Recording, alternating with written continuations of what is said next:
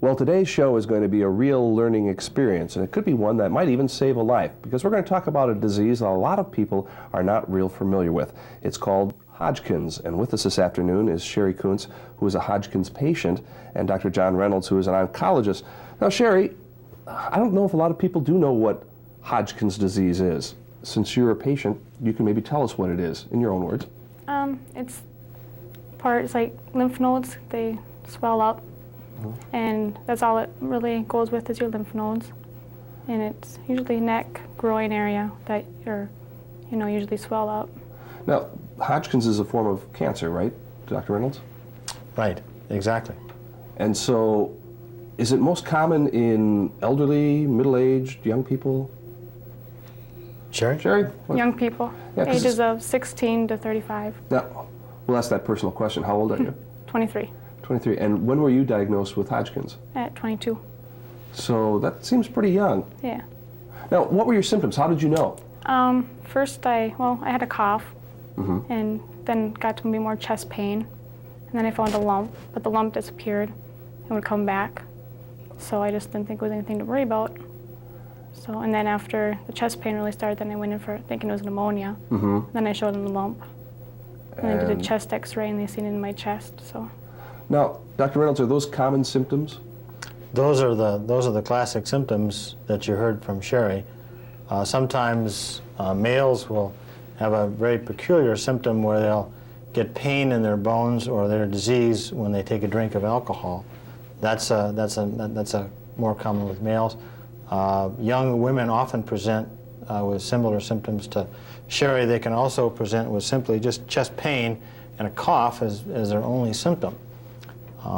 The symptoms vary, but as a general rule, most patients will have the same kind of lymph node enlargement and other symptoms like Sherry does. Sometimes you'll have some weight loss and some night sweats, and you'll have some other non-specific symptoms. But Sherry's pretty classic as far as her presentation. And Sherry, were you surprised when you heard this diagnosis? When they said you have Hodgkin's, did you even know what it was? No, I just thought it was, it was bad because, first thing they do is, you have Hodgkin's disease, and you're like, okay, just more startled than anything. Yeah. Then they sent me to the oncologist, and that's basically when it clicked that it was cancer, so. So what have they been doing for treatment for you? Well, I went into remission once, so we started with chemo therapy, and then we went into radiation for a month.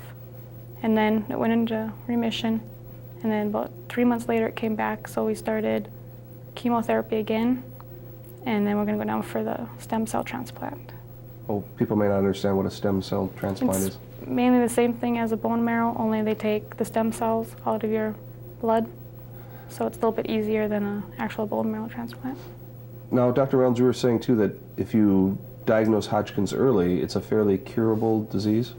Yes, about 70 to 80% of patients can be cured in Sherry's age group from Hodgkin's disease.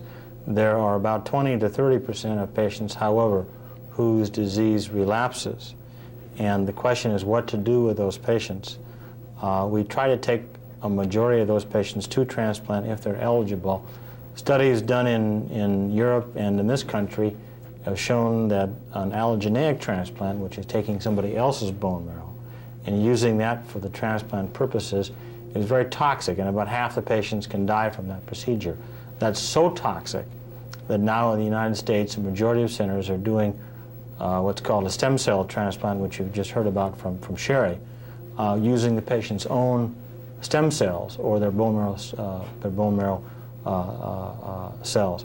A stem cell, what they do is they put a patient on a plasmapheresis machine, harvest their own blood, and collect those cells which will grow back and repopulate the bone marrow and bring back the patient's normal bone marrow.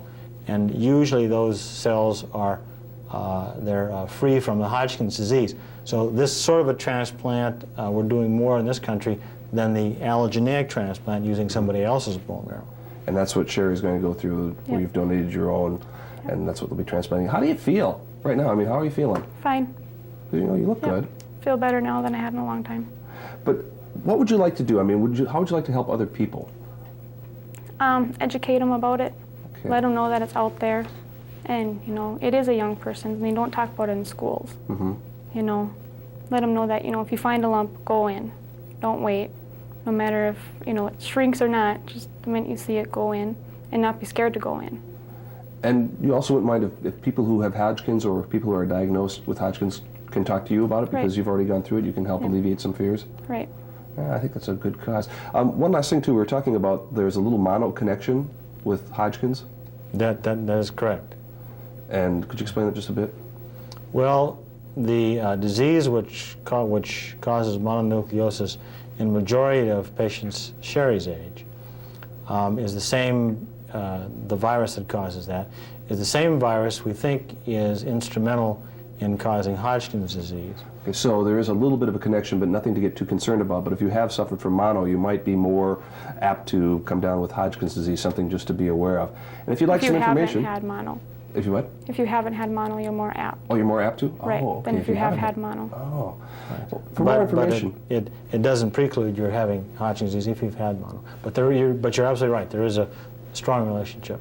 I'm sorry. If you need some more information or you'd like to contact Sherry and ask her some questions about Hodgkin's, the number to call is 663-4302 and find out more about Hodgkin's disease. Best of luck to you, Sherry. Thanks. And thank you, Dr. Reynolds, for being here. And stay with us. Mr. Food's coming up next.